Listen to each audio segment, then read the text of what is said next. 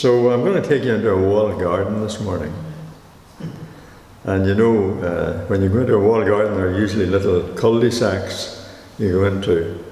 And remember, Jesus said, and I think it was John 6:63, he said, "The word that I speak unto you is spirit and life." And in the garden you find life, things growing that God created.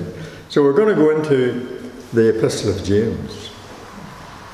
And we'll explore some of what James talks to us about and exhorts us about. This epistle, Martin Luther actually despised it, and he called it a right strawy epistle. He had no time for it, and if he had been around in the 3rd century when the canon was set, it probably wouldn't, it may not have been in the canon at all if he had had any say about it. But although he didn't allow that he didn't recognize it as really as valuable as some of the other Gospels and epistles, etc., he did acknowledge that it did contain good sayings and could be read with profit. He said that. So it has a strong pedigree. Many scholars accept that it was the brother of Jesus, James, who wrote this epistle. And the early church certainly recognized its moral exhortation as containing the Jewish wisdom by appropriating the teaching of Jesus, like the Sermon on the Mount, for example, and arguing that saving faith in Christ must be expressed in daily behaviour. And James does exhort his readers, and that includes ourselves, to get on with acting according to who they are as Christians. Otherwise, they're like people, James says, and we'll read the verse first before we continue here. Verse 22 of James 1. Verse 22. James says, "But be doers of the word and not hearers only, deceiving your own selves. For if anyone is a hearer of the word and not a doer, he is like a man observing his natural face in a mirror. For he observes himself, goes away, and immediately forgets what kind of man he was. But he who looks into the perfect law of liberty and continues in it, and is not a forgetful hearer, but a doer of the work, this one will be blessed in what he does." And there's the old story about the wicked stepmother, remember? And she looked in the mirror and she would say, "Who is the prettiest, the most beautiful of them all?" And the mirror answered back and said, "Your stepdaughter." Your stepdaughter. But in those days, of course, they didn't have mirrors. And they usually would use a piece of burnished bronze, polished, but it still only gave a very hazy reflection of the person looking into it. And they had to look long and hard to try and get some idea if there was anything they needed to correct.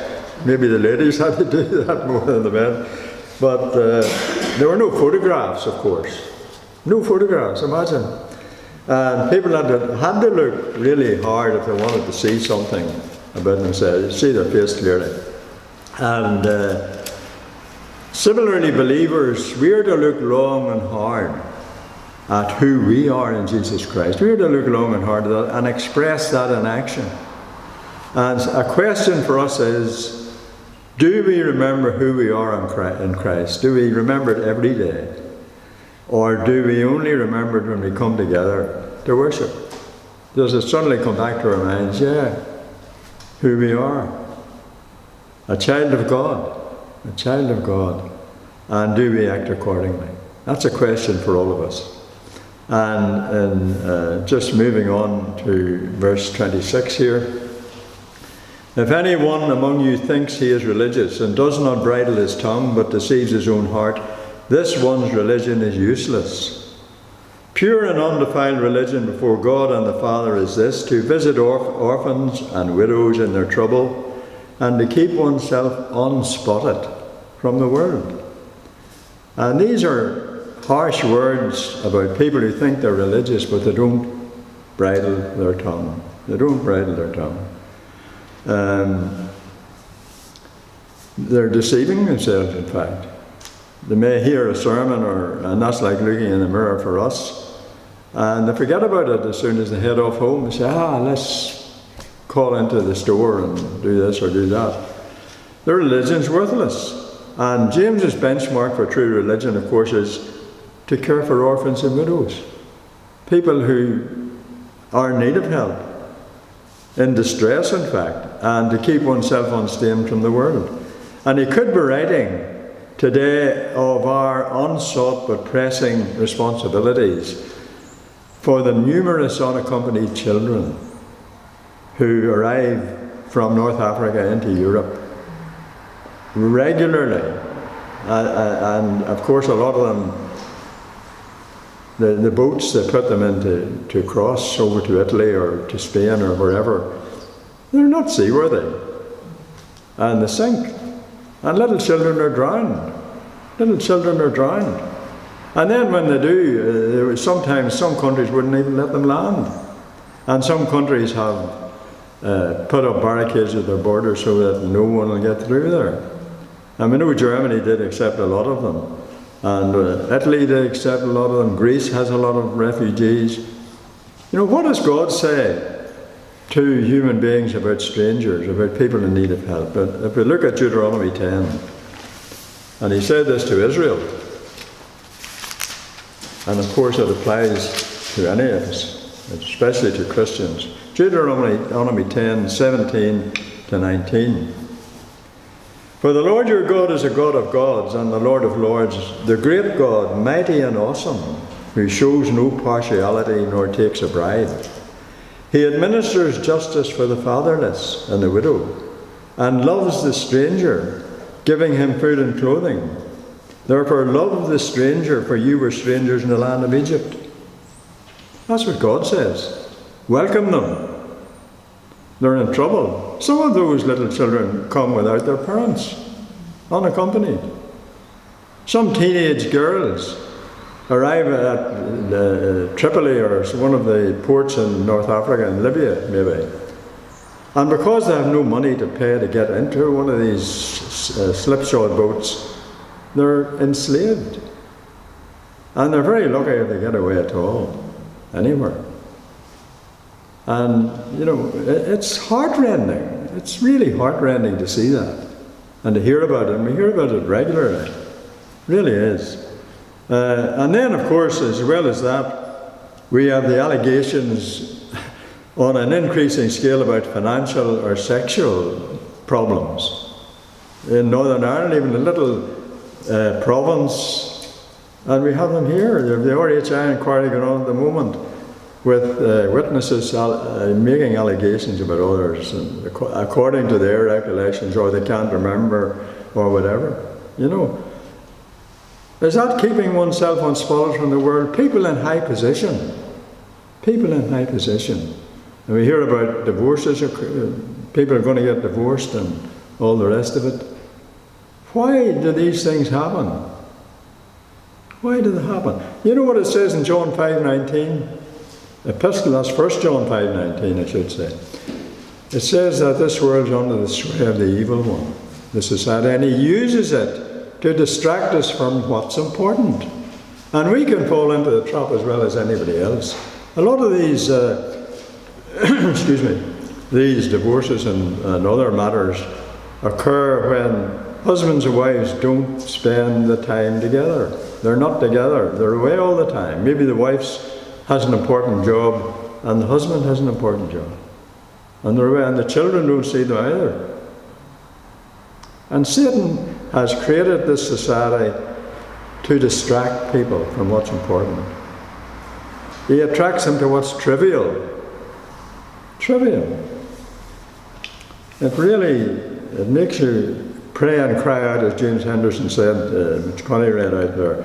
We do need the intervention of Christ on this earth to straighten it up, to right what's wrong, and we can easily fall into that. We can fall into it very, very easily.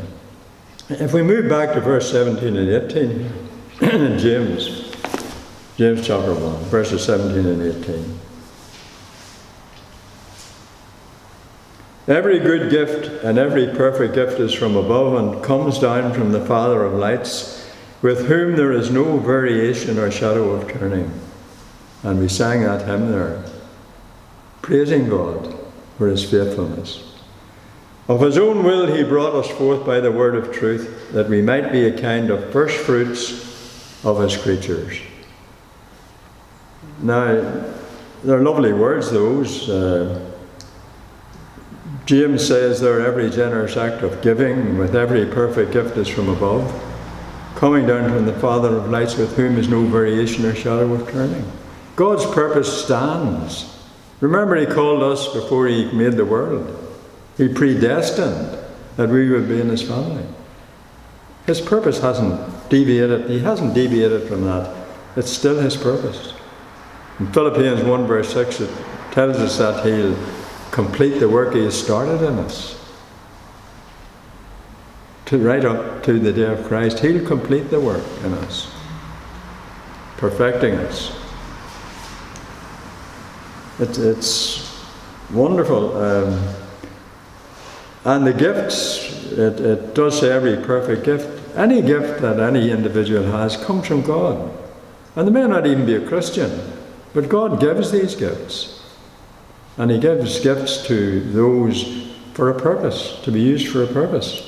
I remember, at the moment we hear about the health service and things like that, and I remember when I was getting some things removed from my scalp, and before the operation started, a nurse was told to distract me from what was going on my head. And she did. She a wonderful lady, and she did it. We started talking about books that we might have read. And I said, did you ever read Tolkien? You remember Lord of the Rings and The Hobbit and all that? Yes, she said, I read every one of them. And we discussed Tolkien while I was getting a lump cut out of my head. And you know this, it kept me from even thinking about it. I'd nearly forgotten. Then he said, that's it. He had finished. And that person, you could feel the concern and the compassion. And, you know, they're dedicated. But God gives gifts like that. Wonderful. Really tremendous. And, yes, I don't even remember her name. I must have been under the influence of some local anesthetic or something at the time.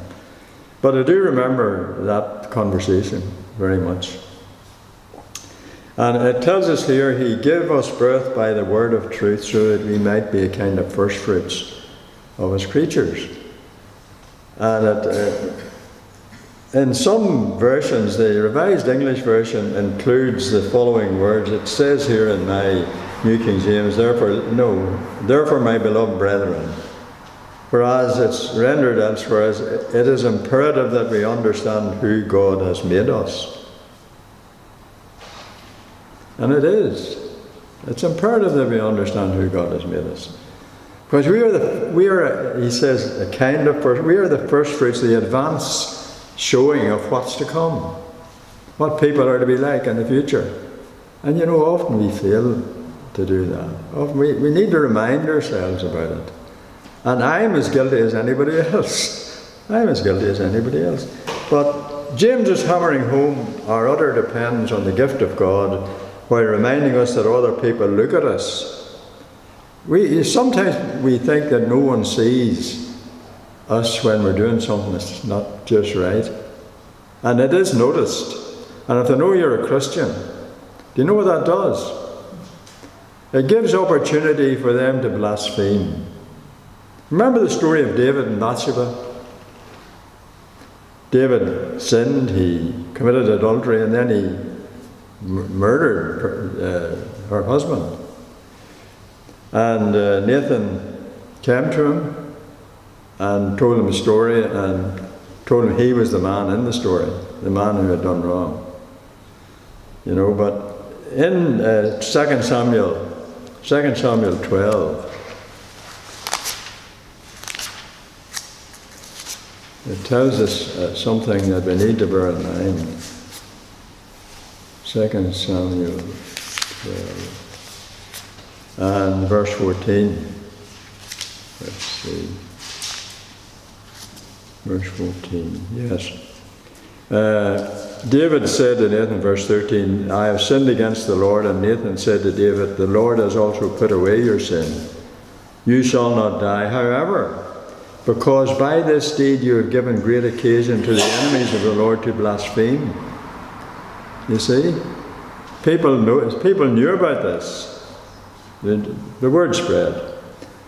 And the child also who is born to you shall surely die. And then Nathan departed.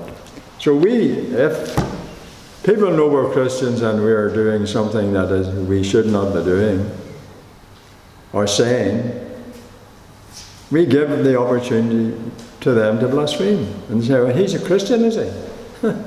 You know? Oh yeah. In verses 19 and 20, let every man be swift to hear, slow to speak, slow to wrath. For the wrath of man does not produce the righteousness of God. And it is so easy to react or become angry or be goaded almost into becoming angry. And that solves nothing, because the other person may get angry too, and then where are we? I remember one occasion, it was actually some friends and family members, and there was a conversation. And I was listening to this contribution and that contribution, and I decided, yeah, I could maybe comment here, and I was cut off. You know, somebody right in front. So I waited, listened to him, and I was about to make another comment on the same thing. And it went on for several occasions. And I was starting to get annoyed. And then I realised to myself, this is going nowhere if I get annoyed here. Let's say, what character is he, you know? But I have got angry at times on other occasions, and it really isn't the best thing, because the other person becomes defensive, and they get angry too. If you are criticised, how do you take it? Do you say, yeah, I could learn from this? Or do we become defensive? Often we become defensive. From our human nature, there's a sort of defense mechanism that I can do no wrong. I can't be criticised, but we can be criticised. And James is doing that. But he's also telling us what we should do. He's also telling us that. No, our anger doesn't produce God's righteousness at all. And in this instance, and I mentioned that it would have made other people angry as well.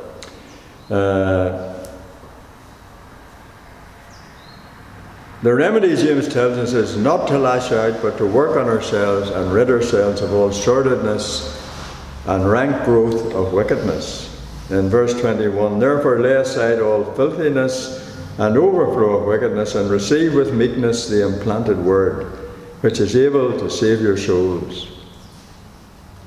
So we have to root out the tendencies to become angry. He does stress here in verse 19, let every man be swift to hear. Do we ever ask ourselves how good a listener we are? Sometimes we think, counsellors, they're supposed to advise people and tell them what to do. But the more important part of counselling? Listening. Listening is the most important part. Drawing the other person out, getting the full picture. That's the most important part. And then, when you have the full picture, maybe you need to get two sides to a story. When you get the second side to the story, then you get the full picture. Somebody complains about someone else, but you have to listen to what the other person says. And you can get annoyed when you hear the first side of it. And you might say, well, I'll fix him. You have to listen to both sides. I remember a poem written by Kipling, and it was a sort of an add-on to a wee story, a children's story about an elephant child. I don't know if you ever heard it or not, but it says, I had 6 honest serving men. They taught me all I knew. Their names are what and where and when and how and why and who. And these are things you can utilize in conversation to draw a person out. You know, what happened? Where did this happen? Who?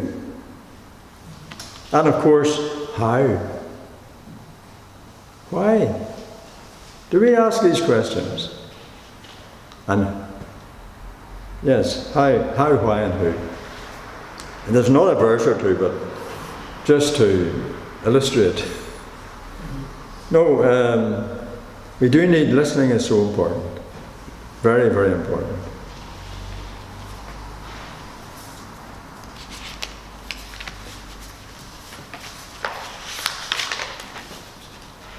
Yes, we need to grow in the meekness that Christ had. Although this word here, the word which is life and spirit, has the power to save our souls, to keep us on the right road. What does David say? Your word is a lamp unto my feet and a light to my path. Psalm 119. That's what he said, and it's precious. It's precious.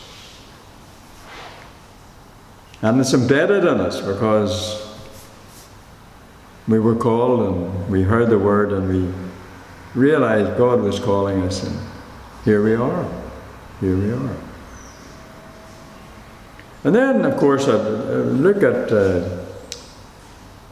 there's Matthew 23. There's a verse or two there I want to just look at here.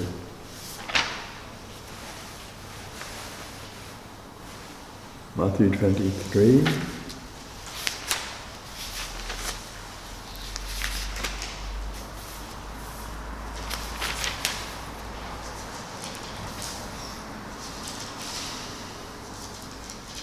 Yes, Christ was referring to the scribes and Pharisees, and he had many confrontations with them during his ministry. And we can see here that he was angry with them because in verse 27, woe to you scribes and Pharisees, hypocrites, for you are like whitewashed tombs, which indeed appear beautiful outwardly, but inside are full of dead men's bones and all uncleanness. Even so you also outwardly appear righteous to men, but inside you are full of hypocrisy and lawlessness. And there's a series of woes here to the scribes and Pharisees. And Jesus was angry with them, very angry with them.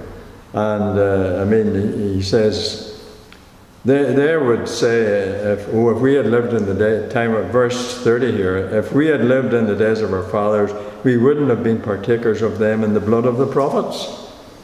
And that's what they said. And Jesus says, you're witnesses against yourselves that you're sons of those who murdered the prophets. Fill up then the measure of your father's guilt. Notice serpents, brood of vipers. Jesus was angry here. How can you escape the condemnation of hell? Therefore indeed I send unto you prophets and wise men and scribes. Some of them you will kill and crucify, and some of them you will scourge in your synagogues and persecute from city to city, that on you may come all the righteous blood shed on the earth, and the blood from the blood of righteous Abel to the blood of Zechariah, son of Berechiah, whom you murdered between the temple and the altar. And in this reference, it's Abel, the first one, murdered, and Zechariah was the last of the prophet. Yes, I think he would have been among them there. Whom you murdered. Assuredly I say, all these things will come upon this generation. And Jesus was very angry. He was very angry. Notice in Mark chapter 7.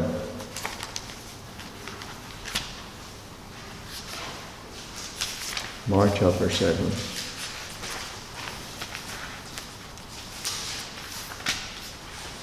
And verses 1 to 8 here. The Pharisees and some of the scribes came together to him, having come from Jerusalem.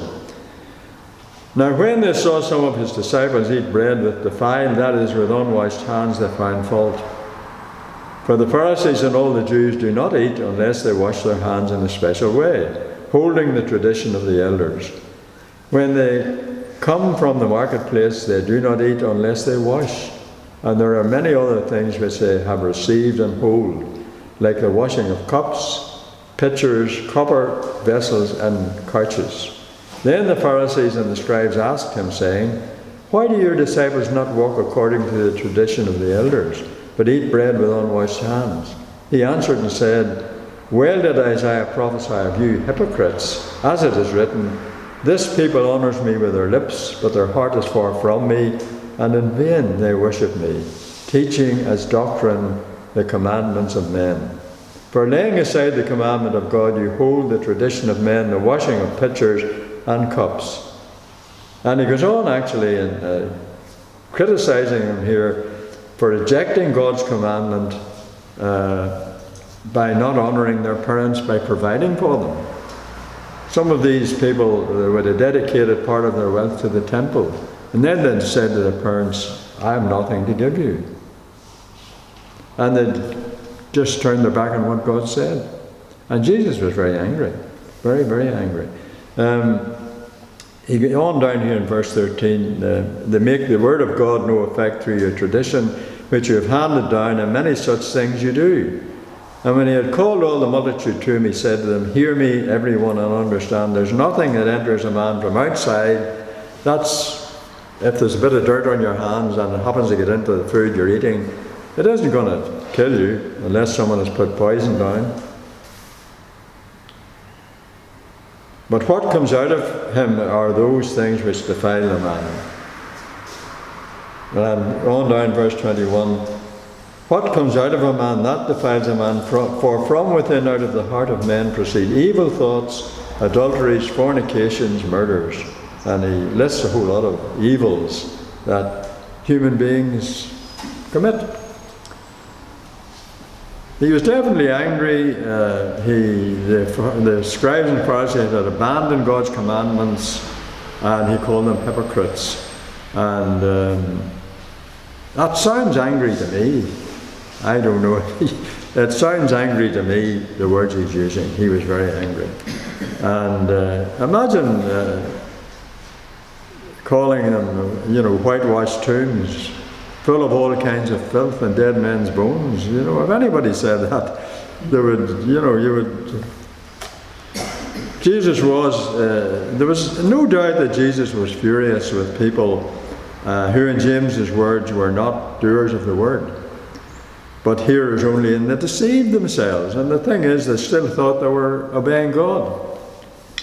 Other people look to them for leadership, and that's happening today too. People are looking to leaders who are letting them down. Leaders who aren't leading, who are setting the wrong example. So we have to live with an angry Jesus, and there are times when anger, inspired by God's righteousness, is a right response to evil. And we can remember that, evil distorts and demeans the world. Everything in the world, it distorts it. And the Old Testament prophets shouted out God's anger. They really did. And of course, usually because of people's ungodly behaviour. And God has been angry, and as we should be, by the atrocities of what we have mentioned already, people smugglers. Putting people on boats that are about to sink when they're out half a mile out from shore. What did Jesus do with his anger? He berated the Pharisees. He explained to his confused disciples that what matters is not the purity laws the Pharisees were obsessed with at the expense of more important things. And James would say how they cared for widows and orphans was the important things. That was the important thing.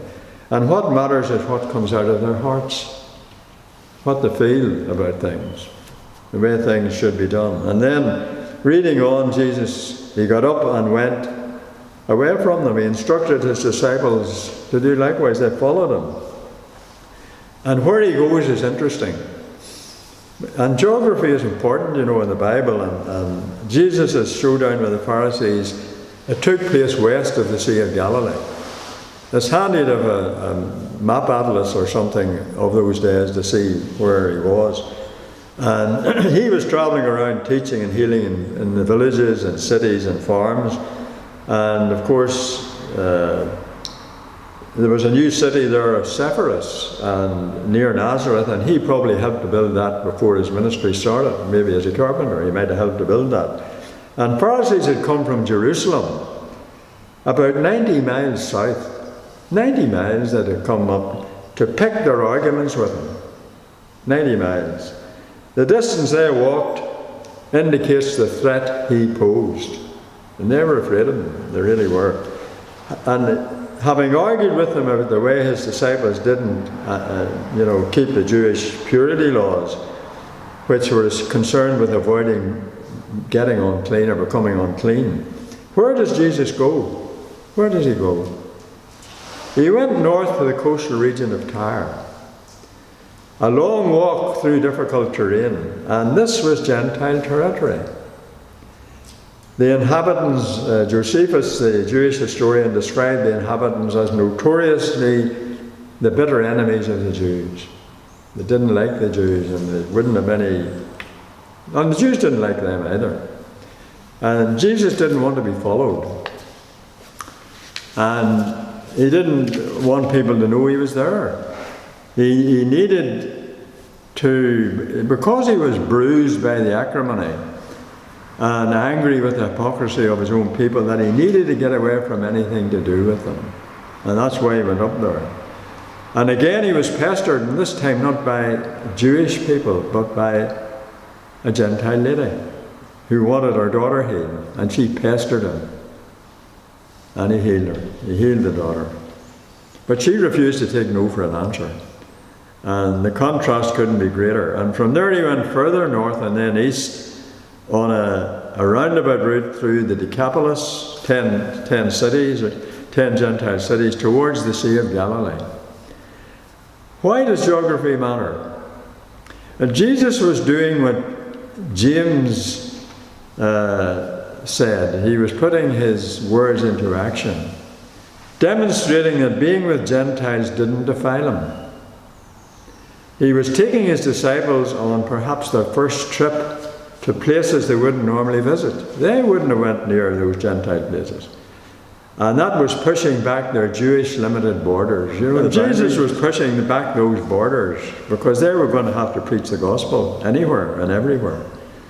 But they understood about God's kingdom in a limited way. So Jesus was increasing their understanding of whom the gospel would go to. So we have looked at several scriptures, brethren, several little cul-de-sacs in this garden, and looking at what each shows about the housing of our faith. It's about the housing of our faith. And what's the overall picture? Well, James says we must understand that we live in the context of God's good world. And it is, God created this a good world. What did he say when after he created it? It is good, very good. Behold, it was good. Creatures, the earth itself, behold, it was very good. And he is, as we sang there, he is the God of all faithfulness. He doesn't vary in his purposes. There's no shadow of turning there. And given that secure foundation, we are to live our faith ethically as God's first fruits, not giving opportunity to people to blaspheme a loving Father and a Saviour who set aside his divinity to come down and die for us on the cross. And we should show in our lives what God yearns for in all creation, in all people. And that affects very practically how we live. Otherwise it's all a big fraud. If we aren't doing that, it's a big fraud. Religion's observance isn't enough. I mean, people talk about bums on seats. That's not enough. We'll have to be practicing it. John, I think it's 1 John 3, talks about practicing righteousness. We need to be practicing these principles. And we shouldn't forget, mind you, that Jesus was a religiously observant Jew. He was. And therefore, religious observance is never to be an excuse for avoiding our responsibilities to our families and to people we come in contact with, in our work or wherever. If we see someone who needs help, and we're the only one there who can do that, We should try to help in whatever way we can. And we mightn't be able to do much, really. We mightn't have the skill or whatever to help someone. We might see a person falling and hitting their head and lying still. We mightn't have the skill really to deal with that, but we should be there with them and call for help or whatever. And I think we all know that, of course. We all know that. But some of the big problems, family problems and problems with teenagers arise because there's no father and mother working together. They just aren't. And we hear of important people. Yesterday there was a bit in the paper about a very important individual whose marriage is coming to an end. I'm sure you're aware of that. And that's a person who would be regarded as someone who should set an example.